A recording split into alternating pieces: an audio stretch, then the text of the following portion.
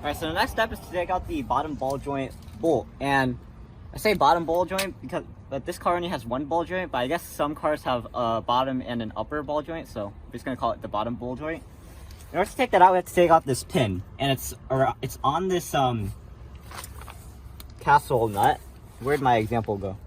It's on this castle nut. So basically, the pin goes one arm in here, and then one arm is bent around. So in order to take that out, we're not going to use a needle nose.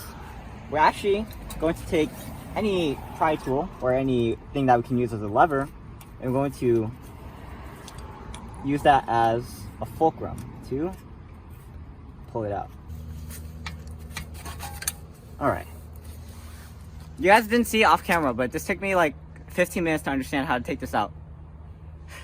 I'm very, very bad at understanding these things. But anyway, this is what I mean. Essentially, the pin went in like this. So all you have to do is you have to find out some way in order to stretch this arm outwards, or you can turn it over like this and then pull it out.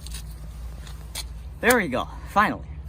Alright, so now in order to take out this nut, obviously a socket is not gonna fit. So like, you'll see, yeah, I can't get in that.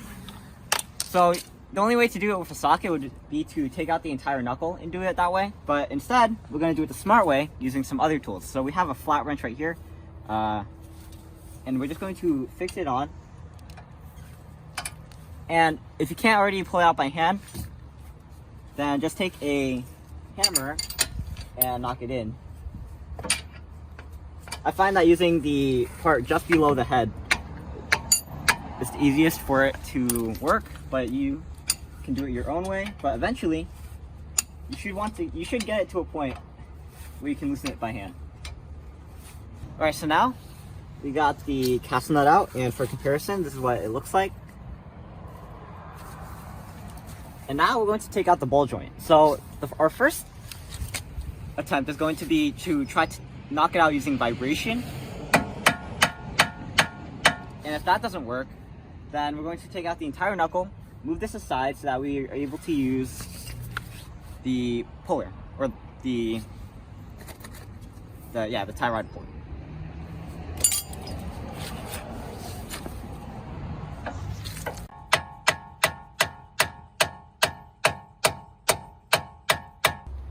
Alright, so we didn't think that was going to work, so now we're going to try taking out the entire knuckle. So in order to get these bolts out, you'll see that they don't come out by hand, so we're just going to hit them with a hammer. First I'm going to hit them just by themselves to get it started. Wait, hold on.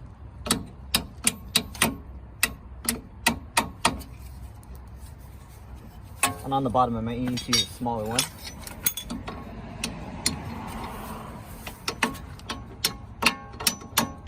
And then after that, we're going to use an extension to reach it.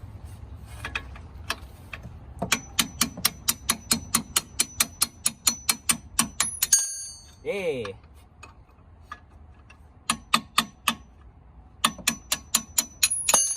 Hey! That's pretty cool. So those are what the bolts look like. Alright, so now we have it straightened, and now we're going to take out the tie rod. And now we're going to angle this downward. I might have to knock it out a bit, but now we're going to move it to the side. Let's see, what's the best way to do this? Alright, so what I didn't realize is that you can actually take out this part right here. All you have to do is just push it out by hand, and if you can't do that, then either push this knuckle down further or knock it out using an extension rod, using an extension. But as you can see, we now have this part out of the way, so we should be able to use the tie rod puller. Alright, so we didn't realize this, and we hope that you're not doing this as we're going along. Hopefully you're watching this in advance, but we have to take out the spit sensor right here, or the ABS sensor. In order to do that, we just need to take out this bolt right here. Take a 10mm, put it on, then take my Milwaukee, but I think I might need an extension. Or do I? No, I don't. Alright, so I had a bit of trouble actually getting it on.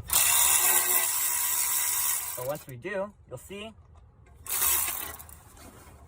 that we're able to take it out by hand, and that's how tiny the bolt is. In comparison to everything else, it's actually pretty underwhelming. But now, we should be able to unhook this.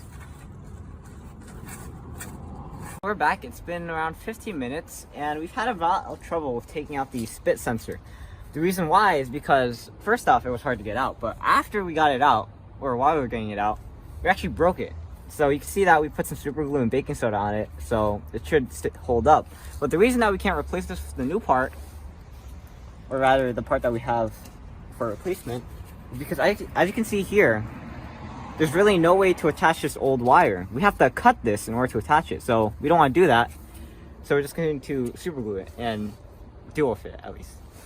If you didn't see already, we already took out the knuckle. So what we're going to do now is we're going to put the bowl joint back up. We're going to put some grease on it. Then we're going to install this replacement knuckle. So we should be golden. Alright, so now we're going to install everything back in. So first off, we're going to grease up the ball joint. Just take like a ton of grease. And then, sorry, it is getting a bit dark, and we do apologize for any inconveniences that might arise.